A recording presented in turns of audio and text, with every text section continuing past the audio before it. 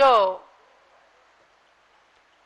अयोध्या शाश्वत तीर्थ के यशस्वी अध्यक्ष और पीठाधीश हैं, उनके कुशल नेतृत्व में अयोध्या का द्रुत गति से विकास चल रहा है। तो आप सर्वप्रथम उनके द्वारा अयोध्या के संदर्भ में जानकारी प्राप्त करें और उसके तुरंत बाद हम आएंगे तत्वार्थ सूत्र की चतुर्थ अध्याय पर और कल की वर्ग पहेली के उत्तर देने वाले सौभाग्यशाली विजेताओं के भी नाम आपको जूम चैनल के माध्यम से बताए जाएंगे। जितनी देर पारस चैनल चल रहा है आप उसमें देखिए। पुनः तुरंत आपको ऋषभ देव जूम चैनल पर आना है और तत्वार्थ सूत्र की चतुर्थ अध्याय भी सुनना है। आज की वर्ग पहेली भी हल करने के लिए लेना है जो स्क्रीन पर आएगी और कल की वर्ग पहेली के उत्तर और विजेताओं के नाम भी जानना है। स्वामी जी जय बोलिए शाश्वत तीर्थ अयोध्या तीर्थ क्षेत्र की जय। अयोध्या में जन्म लेने वाले पांचों तीर्थंकर भगवान की जय। गणनी प्रमुख ज्ञानमती माता जी की जय। बंधुओं, अयोध्या के संदर्भ में बराबर आपको जानकारी प्रदान की जा रही है।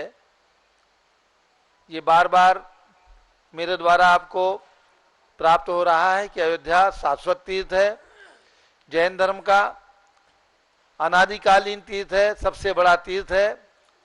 वर्तमान में इससे बड़ा कोई भी तीर्थ नहीं है, क्योंकि जहाँ पर तीर्थंकर भगवान जन्म लेते हैं, साक्षात सौधर्म इंद्र आकर के उनके कल्याणक बनाते हैं। न जाने कितने कल्याणक अयोध्या के अंदर और न जाने कितने सौधर्म इंद्र आकर के वहां पर मना चुके हैं, आगे भी मनाते रहेंगे। तो ऐसे शाश्वत तीर्थ अयोध्या के विकास में, उसके नव निर्माण में पूरा दिगंबर जैन समाज को कंधे से कंधा मिलाकर के एकजुट होकर के और अयोध्या के विकास में अपना हाथ लगाना है, हाथ बढ़ाना है। इसी संदर्भ में मैं बराबर आपको प्रेरणाएं प्रदान करता हूं।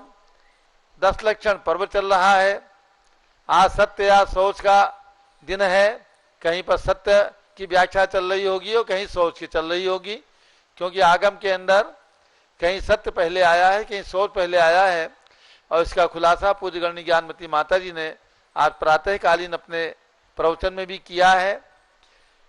तो इसी संदर्भ में मुझे आपसे यही कहना है कि जो विशाल मंदिर 30-24 मंदिर का निर्माण, जिसके अंदर एक साथ 720 रत्न प्रतिमाएं विराजमान होकर के एक भव्यता के साथ उसके दर्शन करने का हमें और आप सभी को सौभाग्य प्राप्त होने वाला है। ऐसे अयोध्या के अंदर आपके परिवार की ओर से एक रत्न प्रतिमा और 30-24 मंदिर के शिलालेख में आपके परिवार का नाम आना ही चाहिए। आज एक नाम हमारे पास प्राप्त हुआ है। श्रीमती मैना देवी और डॉक्टर महावीर प्रसाद जैन की स्मृति में श्रीमती मधु, डॉक्टर आर.के. जैन, डॉक्टर कीर्ति शशांक जैन, श्रीमती सैफाली अनेकान जैन, श्रीमती शिल्पी संजय जैन, प्रशांत बिहार दिल्ली, इनके परिवार की ओर से एक रत्न प्रतिमा और 30-24 मंदिर के निर्माण की शिलालेख में नाम देने के लिए, क्योंकि ये राशि हमने बहुत छोटी राशि रखी है और यह राशि मंदिर जो बनेगा उस मंदिर के निर्माण और प्रतिमा दोनों के निर्माण की राशि जोड़ करके रखी गई है। दोनों में आपका नाम रहेगा। प्रतिमा की प्रशस्ति में आपके परिवार के 2 नाम आ सकेंगे और मंदिर के शिलालेख में आपके परिवार के 4 नाम आ सकेंगे। ये भव्यतम मंदिर अयोध्या शाश्वत तीर्थ पर बनने वाला है। आपको आकर के देख करके आनंद की अनुभूति होगी, क्योंकि आप सभी को, पूरे दिगंबर जैन समाज को साल 2 साल के अंदर अयोध्या के दर्शन करने आना ही है। जिन्होंने अभी तक अयोध्या के दर्शन किए हैं उनको नव निर्माण के बाद, वहां के विकास के बाद अयोध्या देखने आना है, दर्शन करने आना है। और जिन्होंने दर्शन नहीं किया है उनको तो संकल्प लेना है कि हमें अयोध्या के दर्शन जरूर करना है, क्योंकि तीर्थंकर भगवंतों की जन्मभूमि है। और अब जब सरकार का ध्यान भी अयोध्या की ओर गया है और अयोध्या स्वर्ग के समान सुंदर बनने वाली है, तो हमें भी पीछे नहीं रहना है। हमें पूरे दिगंबर जैन समाज को जोड़ करके घर घर से सबको जोड़ करके और अयोध्या को विकसित करना है, तीर्थंकर भगवान की जन्मभूमि को विकसित करना है, तो जिनकी भी भावना बने 1,11,000 रुपए की राशि की स्वीकृति भेजें। और ये राशि आप एक साथ भिजवा सकते हैं, जल्दी भेज सकते हैं, और जिनको धीरे धीरे भेजना हो उनके लिए पूरी सुविधा है हमारे पास। आप 3 महीने में, 6 महीने में और 1 साल में भी धीरे धीरे राशि थोड़ी थोड़ी करके भी भिजवा सकते हैं, आपके अकाउंट में जमा होती रहेगी। अयोध्या तीर्थ क्षेत्र कमेटी का अकाउंट हस्तिनापुर के अकाउंट से अलग है, तो आपको वो अकाउंट नंबर आपको दिया जाएगा। श्री दिगंबर जैन अयोध्या तीर्थ कमेटी, ये हमारी कमेटी का नाम है, इस नाम से अकाउंट है। तो इस अकाउंट में आपको राशि जमा करना रहेगी, और जो लोग नगद राशि देना चाहेंगे उसे नगद राशि भी कलेक्ट करने की व्यवस्था की जाएगी। तो हमें तो आपको यही प्रेरणा करना है कि आप अपने परिवार की ओर से इस 10 लक्षण पर्व का लाभ उठाते हुए और इसके अंदर कम से कम एक प्रतिमा अयोध्या के लिए अवश्य आरक्षित करा लें, ऐसा आपको मंगल प्रेरणा हमारी ओर से है। और इसके साथ अभी जिनके मन के अंदर प्रतिदिन शांति धारा के भाव हो कि आपके परिवार का नाम भी महाशांति धारा में आए, प्रातः 6 बजे से पारस चैनल खोल करके आप अभिषेक देखते हैं, महाअभिषेक देखते हैं, आगम परंपरा के अनुसार पूरा पंचामृत अभिषेक देखते हैं। आचार्य शांति सागर महाराज जैसे महान आचार्य ने जिसको अंतिम क्षण तक देखा है, ऐसा पंचामृत अभिषेक यहाँ पर होता है, क्योंकि ज्ञानमती माता जी ने साक्षात आचार्य शांति सागर महाराज के पास बैठ करके स्वयं भी वो अभिषेक देखा है कुंथलगिरी में सन 1955 में। उसी प्रकार से आचार्य पूज्यपाद स्वामी जो विक्रम संवत 302 में हुए हैं, उनके द्वारा लिखित जो अभिषेक पाठ है उसके अनुसार अभिषेक पाठ होता है। और वर्तमान में जितनी भी दुर्घटनाएं हो सकती हैं, जितने रोग शोक आ सकते हैं, दुख आ सकते हैं, विघ्न आ सकते हैं, उन सब का निवारण हमारे भगवान तीर्थंकर भगवान कर सकते हैं। इसलिए इस महाशांति धारा में उनसे प्रार्थना की जाती है, जिनकी भावना हो जितना भी परिश्रम पर्व भी शेष है, लगातार 9 दिन तक आपके परिवार की ओर से शांति धारा की जाएगी। केवल 5100 रुपए की राशि प्रदान करके दान स्वरूप और ये लाभ आप प्राप्त कर सकते हैं। शांति धारा आरक्षित करने के लिए सामने जो नंबर आपको दिख रहे हैं, उन्हीं नंबर में से किसी नंबर पर टेलीफोन करके आप अपना नाम लिखवा दें, तो आपके नाम से कल प्रातः से शांति धारा की जाएगी। यहाँ पर ये सूचना आपको प्रदान की गई है। पूज्य माता जी। बोलो 10 लक्षण महापर्व की जय। कल्पद्रु मंडल विधान की जय। उत्तम सत्य धर्म की जय।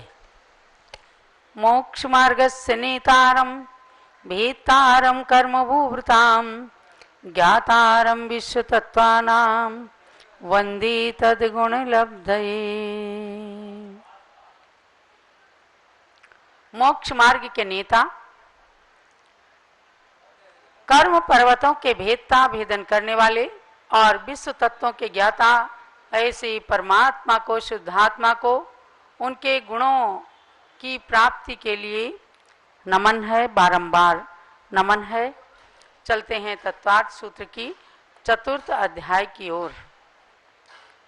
आचार्य श्री उमा स्वामी ने तत्वार्थ सूत्र में तत्वों का सुंदर विवेचन किया है, और वे सूत्र भी ऐसे हैं जैसे मानो गागर में सागर भर दिया हो। बल्कि हम कहें गागर तो फिर भी बड़ी होती है, लेकिन ये सूत्र इतने महत्वपूर्ण है कि राई में सागर भरने के समान महत्वपूर्ण महानता को सागर की तरह समेटे हुए लगते हैं। एक एक सूत्र कहते ही उसे हैं जो कम अक्षरों में ज्यादा अर्थ को समाहित किए हुए हो। और आचार्यगण जब सूत्रों की रचना करते थे, तो यदि एक अक्षर, एक मात्रा उसमें कम हो जाए और अर्थ पूरा उसके अंदर समाविष्ट हो जाए, तो उन्हें पुत्र जन्म जैसे प्रसन्नता की अनुभूति हुआ करती थी। कोई अपनी सूत्र रूप वाणी समझ ले थोड़े में ज्यादा, तो अपने को कितनी खुशी होती है। ऐसे ही उमा स्वामी आचार्य ने बहुत ज्ञान प्राप्त किया अपने पूर्ववर्ती आचार्यों की वाणी का अध्ययन करके और उसके बाद उसे सूत्र रूप में जो गूंथा, उसी का नाम पड़ गया तत्वार्थ सूत्र, जिसके अंदर तत्व और पदार्थों का सुंदर वर्णन किया गया है। तो ज्ञान तो प्रत्येक प्राणी के लिए आवश्यक है। ज्ञान उस मिश्री के समान है जो मुख में जाते ही प्रत्येक व्यक्ति को मीठा ही फल प्रदान करती है। चाहे स्वरुचि से खाएं, जबरदस्ती खाएं, आगे से खाएं, पीछे से खाएं, कैसे भी खाएं, मुंह में जाने के बाद वह तो मीठी ही लगती है। ऐसे ज्ञान तो ज्ञान है, हर प्राणी के लिए हितकारी है। आचार्यों की वाणी हर प्राणी के लिए हितकारी है। चाहे स्वयं पढ़ें, दूसरे से पढ़ें, जबरदस्ती पढ़ें, रुचि से पढ़ें, जब उसके रहस्य को जान जाएंगे तो आप समझ जाएंगे कि ज्ञान अपने जीवन के लिए कितना बड़ा हितकारी होता है। आपने 3 अध्यायों के माध्यम से जाना जीव तत्व के विषय में। सारे तत्वों में सबसे ज्यादा महिमाशाली है जीव तत्व, जिसे आत्म तत्व कहते हैं। और उस आत्म तत्व में रमण करने के बाद कई लोगों को बिना पढ़े गुरुओं की संगति से ज्ञान की प्राप्ति हो जाती है, और कई लोग थोड़ा सा ज्ञान प्राप्त करने के बाद अभिमान में दग्ध हो जाते हैं और कहते हैं ना कि चूहे को हल्दी की गांठ मिल गई तो पसारी बन गया।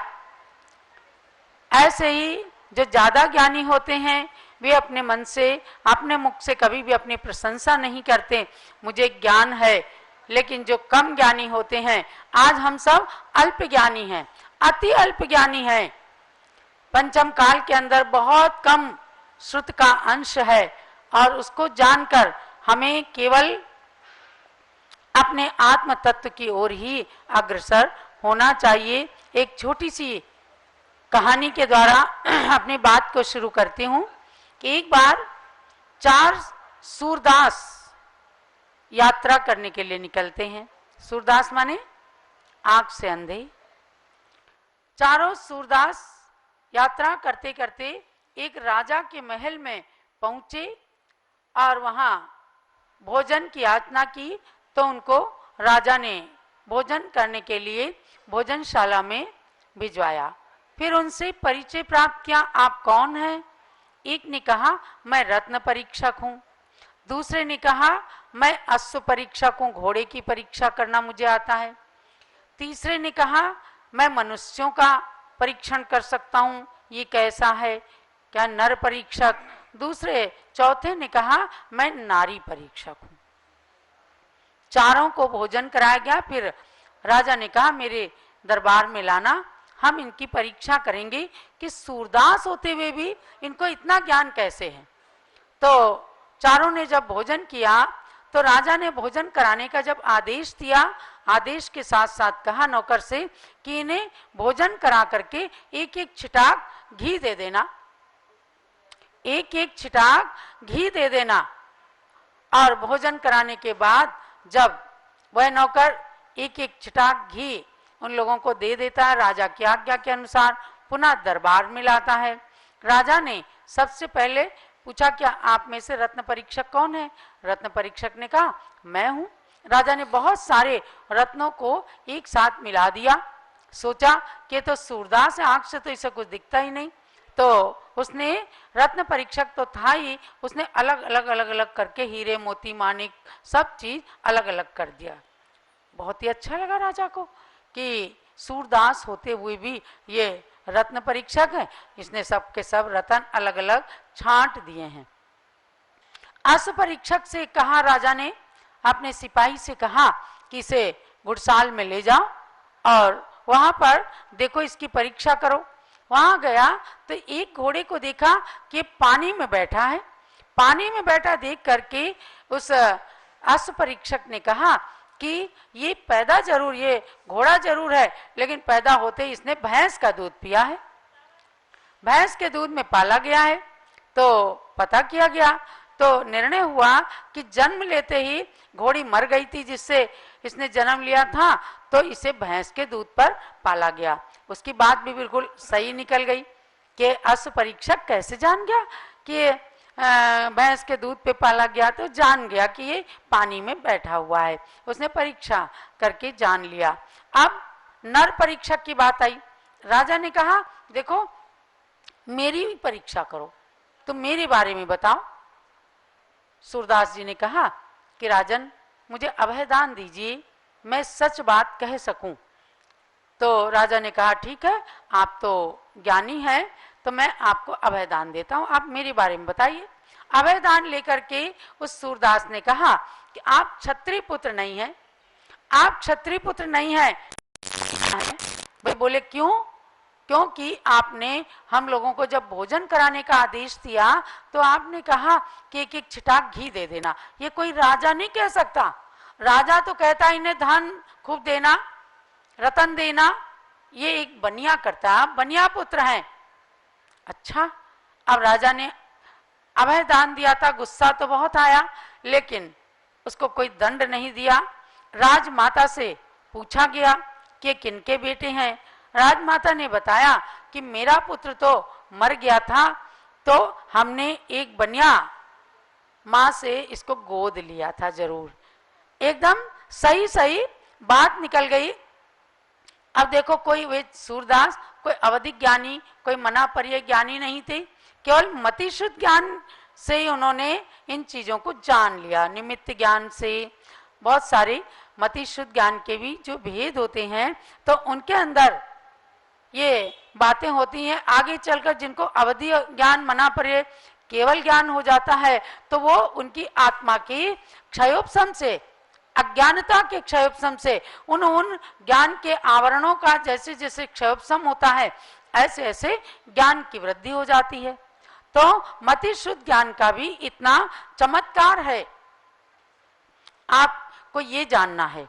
आचार्य उमा स्वामी ने अपने मति शुद्ध ज्ञान की बल पर ही तत्वार्थ सूत्र के सूत्रों की रचना की, और इनको ही पढ़ करके कितने सारे आचार्यों ने इन पर टीकाएं लिख दी।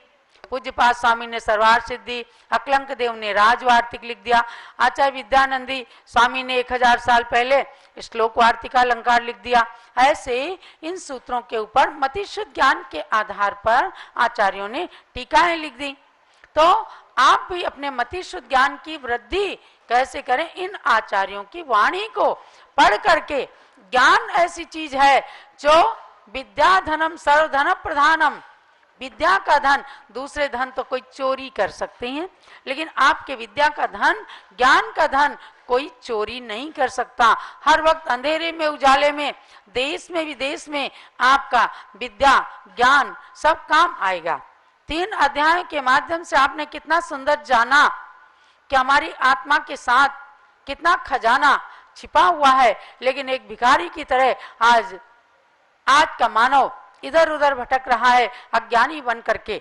अपने पास ज्ञान है, उसी को खोजना है, शास्त्रों का सहारा लेना है, गुरुओं की वाणी का सहारा लेना है। कल आपने जाना कि हम सब मध्यलोक के अंदर रहते हैं, हमें नरक में नहीं जाना है, हमें मनुष्य की पर्याय से सम्यक दर्शन पूर्वक देव बनना है, और देवता की पर्याय से भी वहां भी सुखों में केवल रमना नहीं है, वहां से आकर पुनः मनुष्य भाव धारण करके और मोक्ष को प्राप्त करना है।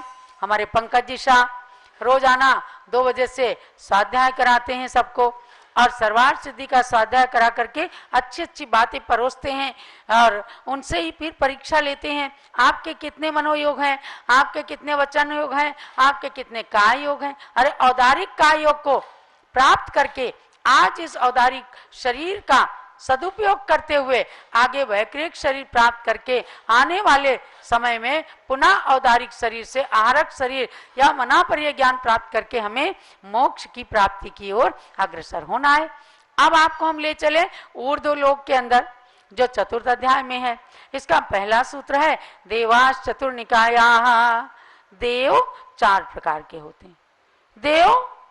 देव माने दिवु क्रीड़ा अदने, दिव धातु से क्रीड़ा करने के अर्थ में देवता शब्द बना है। जो स्वर्गों में रहते हैं, जिनका वैक्रियक शरीर होता है, उन्हें कहते हैं देव। वो 4 प्रकार के हैं, भवनवासी, व्यंतर, ज्योतिषी और कल्पवासी। ये 4 प्रकार के देव कहलाते हैं। आदितस त्रिषु पीतांत लेश्याः, तो कहते हैं भवनवासी, व्यंतर और ज्योतिषी देवों की कृष्ण, नील, कापोत ये और पीत, ये 4 लेश्याएं होती हैं। लेश्या मतलब कसायानुरंजित योग प्रवृत्ति लेस्या, कसाय से अनुरंजित, कसाय से समन्वित, कसाय से सहित होकर के आत्मा की जो परिणाम होते हैं उनको कहते हैं लेस्या। आपने पढ़ा और सुना होगा, लेस्याएं 6 होती हैं, कृष्ण, नील, कापोत, पीत, पद्म और शुक्ल लेस्या।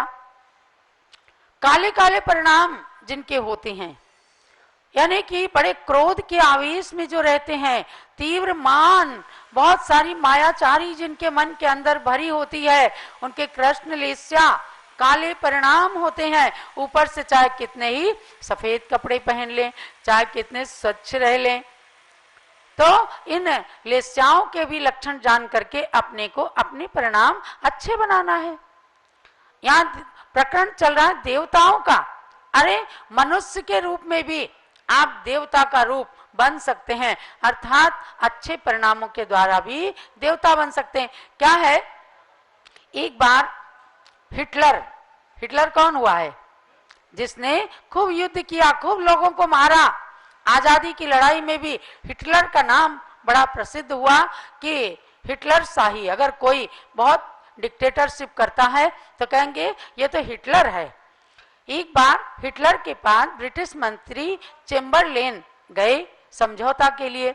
बोले अब बहुत नरसंहार हो गया, बहुत भारतीय मारे गए, अब तुम इस नरसंहार की बात को छोड़ दो। हिटलर समझौता करने के लिए किसी तरह तैयार नहीं हुआ। तो चेम्बरलेन कहते हैं ब्रिटिश मंत्री कि हिटलर, क्या इतना नरसंहार करने के बाद भी अभी तुम्हारे पास पर्याप्त तैयारी है?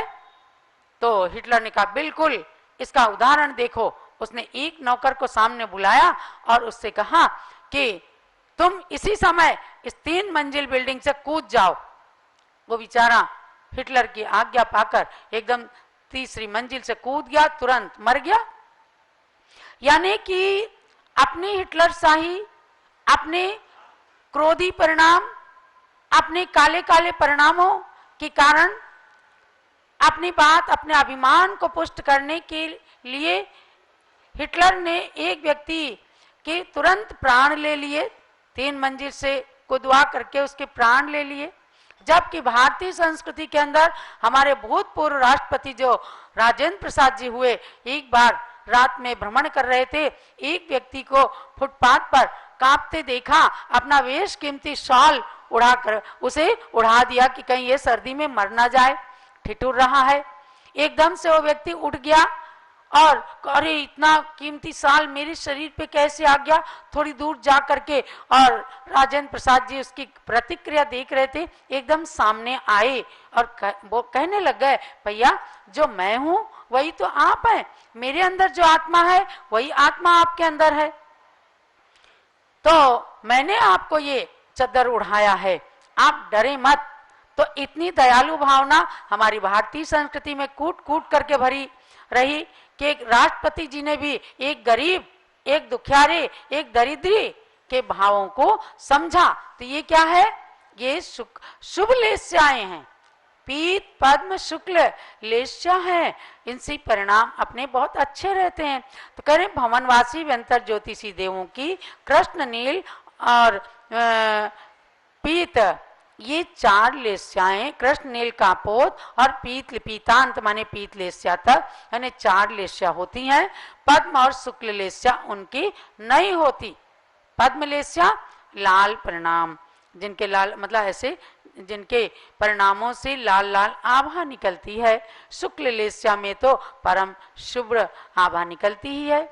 दशाष्ट पंच द्वादश विकल्पा कल्पोपन्न पर्यंता, ये कहा कि इन देवताओं के, चारों प्रकार के देवताओं में 10 प्रकार के, 8 प्रकार के, 5 प्रकार के और 12 प्रकार के भेद होते हैं। यानी कि भवनवासी देव 10 प्रकार के, और व्यंतर देव के 8 भेद, ज्योतिषी देवों की 5 भेद, और कल्पवासी देवों के 12 भेद होते हैं। स्वर्ग तो 16 है, लेकिन भेद उनकी 12 बताए, इसीलिए 12 प्रकार के इंद्र बनाने की परंपरा रहती है। चारों प्रकार के देवों में सामान्य भेद बताया। इंद्र सामानिक त्रायस त्रिंश पारिषदात्म रक्षपाल रक्ष लोकपालानेक प्रकीर्ण काव्योग्य किलविशिकाश्चैकशः, ये 10 भेद सामान्य रूप से देवों के बताए हैं, क्वालिटीज हैं। एक इंद्र होगा, यानी इंद्र का दरबार जब लगता है उसमें एक सामानिक होगा जो इंद्र के समान ही होता है, लेकिन थोड़ा छोटा होता है, उसका वैभव उनके समान होता है। और त्रायस्त्रिंश मंत्री पुरोहित की तरह होते हैं। पारिषद सभा में बैठने के अधिकारी होते हैं। आत्मरक्ष लोकपाल अनीक जो ये सेनाओं में जो भर्ती रहते हैं। प्रकीर्णक नगरवासी जनता के समान होते हैं। आभि योग्य जो नौकर का काम करते हैं। और किलविशक जो सवारी आदि में घोड़े आदि बनाकर, घोड़े हाथी बनाकर के नियुक्त किए जाते हैं। जैसे ऐरावत हाथी है, कहीं से हाथी नहीं आया, आवियोग की जाति के ही देव को इंद्र आज्ञा देते हैं, आपको हाथी बनना है, आपको घोड़ा बनना है, बस वो अपने वैक्रियक शरीर से हाथी घोड़ा बन जाते हैं, शरीर उनका वैक्रियक ही रहता है। तो इस प्रकार की क्वालिटीज देवताओं में होती हैं। त्रायस